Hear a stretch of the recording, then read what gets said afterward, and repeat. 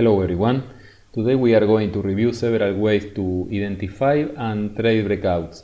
Breakouts are mostly produced by news event reports where we know the date and the time, but this is not the only reason. So we must find patterns that help us to identify when they happen. And today we are going to review several of them.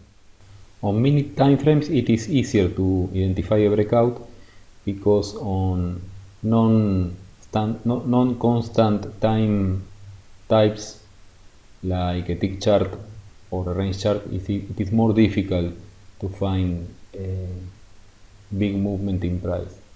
So let's start with a way to identify a pivot breakout. For that we can use a Donchian channel.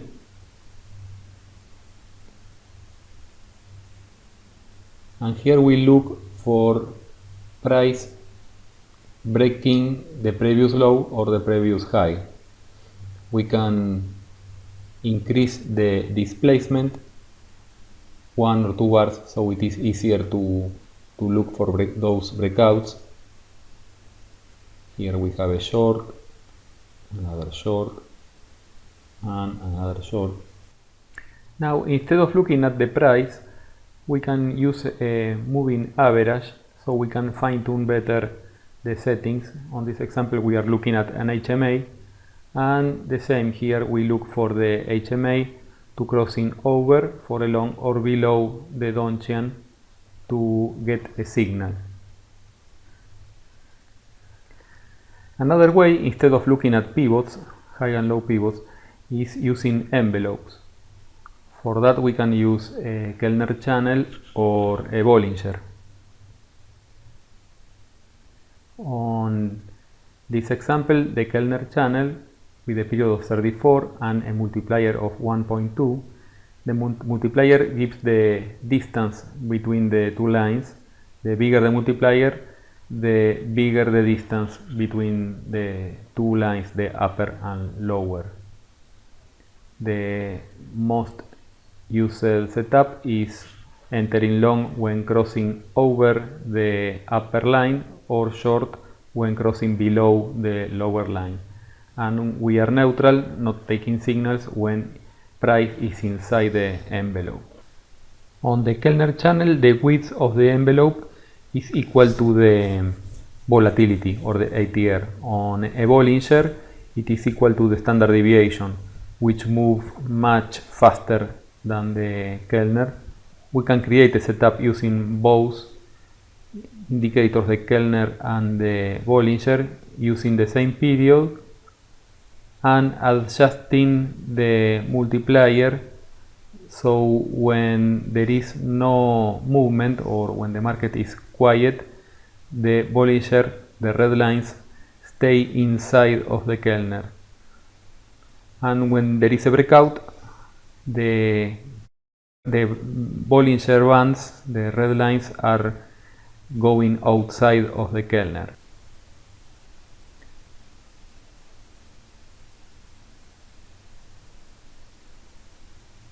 Those breakouts happens on both lines at the same time, on the upper and the lower. So we need an additional condition to define if we have a long signal or a short signal. As we can see, the distance between the Bollinger and the Kellner is equal on the upper line and on the lower line. So the breakouts happens at the same time on the upper and the lower lines. Changing the multiplier value, we can adjust the moment where the breakout is produced, so we can adjust the sensibility of the system. We have a breakout on this point. We can also see that at the lower line we also have a breakout. To define if we have a long or a short, we can use the slope of the midline. If the midline is sloping up, then the breakout is to the upside, so we have a long signal. The midline is the midline of the Bollinger and the Kellner. Let's see now another setup where we only use a Bollinger, a slower Bollinger, and an exponential moving average, which is faster. This is the impulse setup. And when the exponential moving average, which has a faster period than the Bollinger, gets outside and below of the Bollinger, then we have a short. When it gets outside on the upper line, we have a long signal. When the line is inside of the Bollinger, then we don't have signals. Here we have a short, and here a long. This is the impulse setup. We only need three parameters: the period of the Bollinger, the multiplier for the standard deviation, and the period of the moving average, which must be faster than the Bollinger. Okay, let's review now some volume patterns. We need to use a constant time frame, because on other time frame it is not so evident. Here we can see that when we have a spike on volume, we usually also have a spike on price movement. This is not so evident on other time frames. Now we can use the same techniques that we used on price, but on volume. For example, we can use the max indicator to look at the maximum value of the volume on the last 6 bars. On a 5 minutes, this is half hour. But instead of looking at price, we need to click on the input series and then select the indicator volume. And if we move the max indicator over the volume, we can see that we are looking at the high made on volume on the last 6 bars. If we displace these 1 or 2 bars, as we did with the Donchan channel, now it is more evident when we have a breakout, when the volume is making a new high. Another way to do this is, instead of looking at the high, we can look at the average. For that we can use the indicator vol MA, which is the average of the last certain number of bars. This is the orange line at the bottom, and the same, we can look when the price is breaking the average of the last 6 bars. This can be used as an entry signal or as a condition to filter the signals that we defined on another setup. Let's see now how we can create and automate a setup using markers. This is the Bollinger breakout, and we use 3 lines, a moving average and a Bollinger. So we need to copy the 3 lines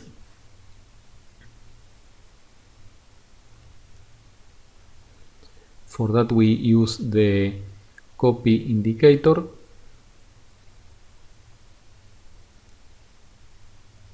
We assign the name EMA34 and select the indicator on the input series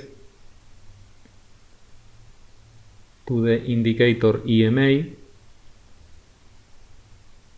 with a period of 34. We can see at the bottom the line copied. We can place it over the price so it overlaps with the previous EMA. And now we do the same with each of the Bollinger lines. We use again the copy, assign a name, for example, ball up. We place the indicator with these settings on the input series. It is a Bollinger. We place the same parameters and select the upper band line. Select a red color, and we can see the line at the bottom. We again can place it over the price, so it overlaps with the original Bollinger line. Repeat the process with the lower line. Assign a name, Bollinger down. Select the indicator. Again, we select the Bollinger with the same parameters. And now we select the lower band.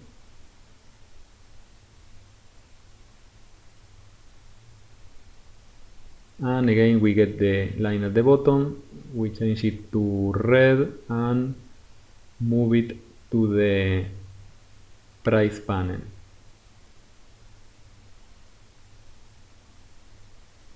Now all lines are overlapping each other, so we don't need anymore the original lines.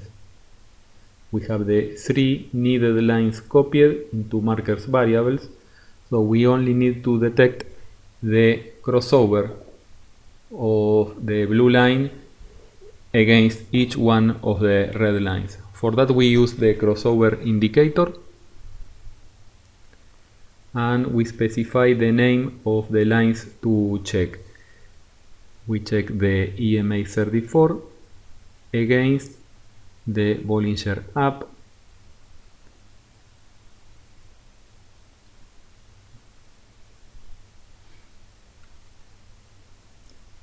and the histogram has a name, and we must assign a unique name. On this case it is my delta. This is the distance between one line and the other. And then we select which kind of crossover we want to paint. We are only interested in crossing up, when the blue line goes over the red line. If we apply, we can see a green arrow showing a buy signal, another green arrow here. So now we have the buy signals. If we enable the crossover downs, we also get a signal when the blue line gets inside of the envelope. This could be used as an exit signal for the long, but for this setup we are not using this.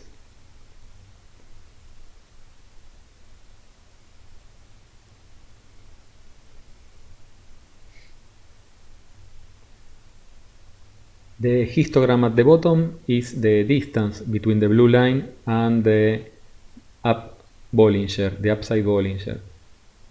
And we can see on this place it is positive because the blue line is over the Bollinger.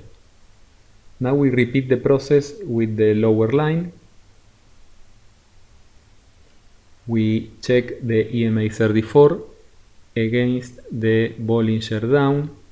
Assign a new name. It must be not the same. A new name for this histogram.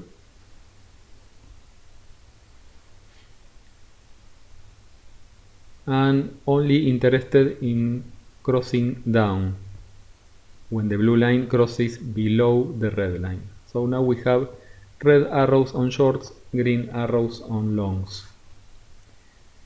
We can place both histograms together to save space, or maximize the price panel because we don't need to see the histogram.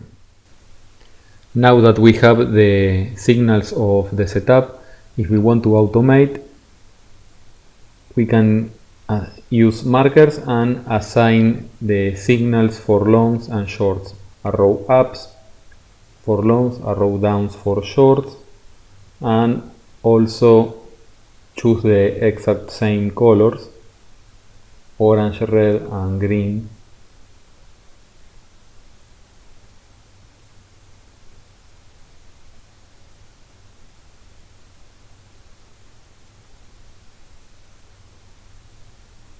And that's all. We only need to specify the account and the entry type. For this setup we are using market orders. We can also specify a time window where to trade. Let's review now how to create and automate a more complicated system like the one using the Kellner and the Bollinger. We need a Bollinger, a Kellner,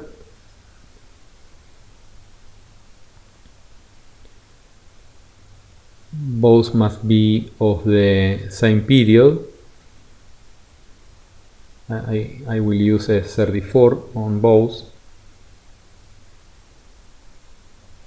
And now we need to adjust the multiplier to make the red line, the Bollinger, stay inside and only gets outside when there is a breakout. We also specify the direction of the trade by the slope of the midline. For that we need to copy the 4 needed lines. Here we already have copied the two upper lines, and now we do the same with the lower lines.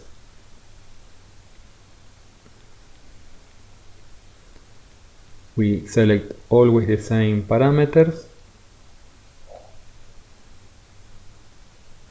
and select the lower band. This is for the Bollinger.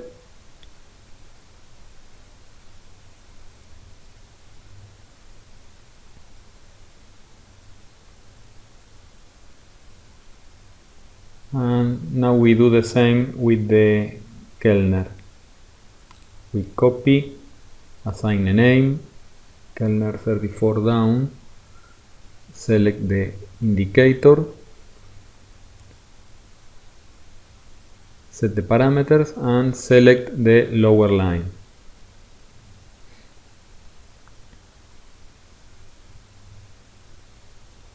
We can place all the copied lines together. And now that we have the 4 needed lines, we only need to check the crossovers.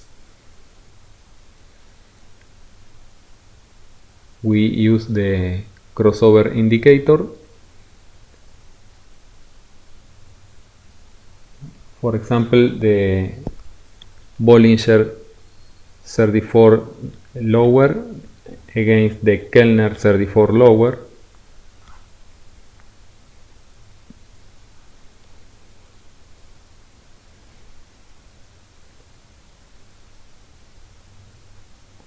We only paint down arrows and we can see that we get 2 arrows, one for the crossover up and the other for the crossover down. We most of the time have the same signal at the same bar. So we need to filter which one of them we must allow markers to take. For that we use the slope of the midline.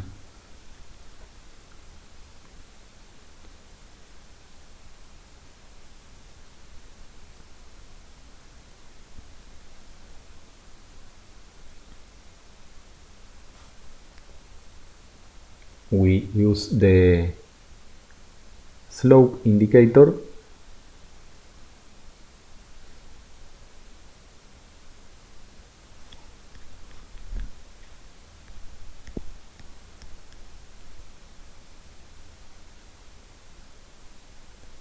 and we don't want to paint signals on the slope.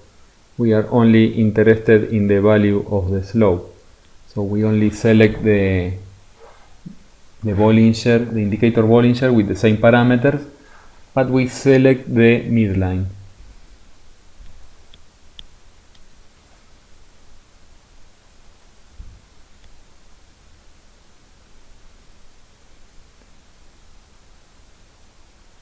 On this histogram, we can see the current slope of the midline. When it is sloping up, it is positive. So on this example, we will be only taking the green arrow because the slope is to the upside.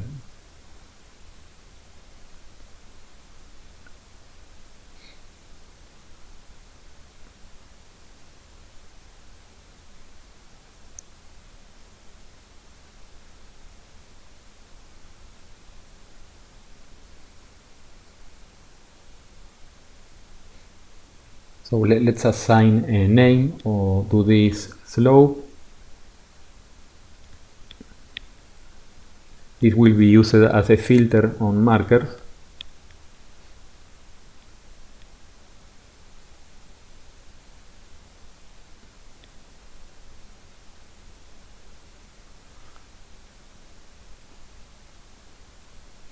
And now, if we want to automate the setup, we add markers, set the trigger signals, arrow up for longs, arrow down for shorts, color green for longs, and orange red for shorts. But we need to specify the filter, and we want to take longs when this variable is positive.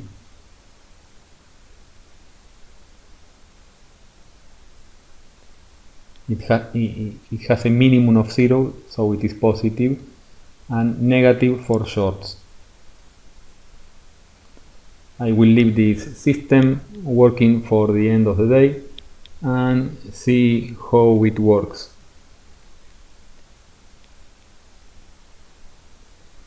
We can see how it worked today. We can see that we had a short. Here we have a long, but it didn't take it because there was a problem with internet.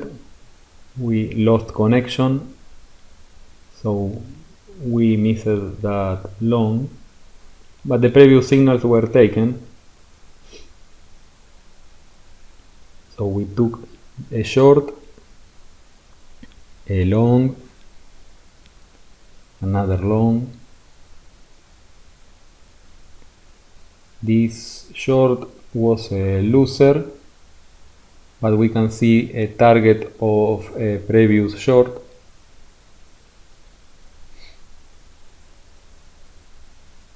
Here is the short, another short, another short, and that was all for the day. It looks like even with random settings it is working more or less fine. We should need to optimize the settings, and of course this template will be available for anyone who wants to investigate. Hope this has been useful for you, and if you have any question or comment, please post below this video. Thank you everyone, bye bye.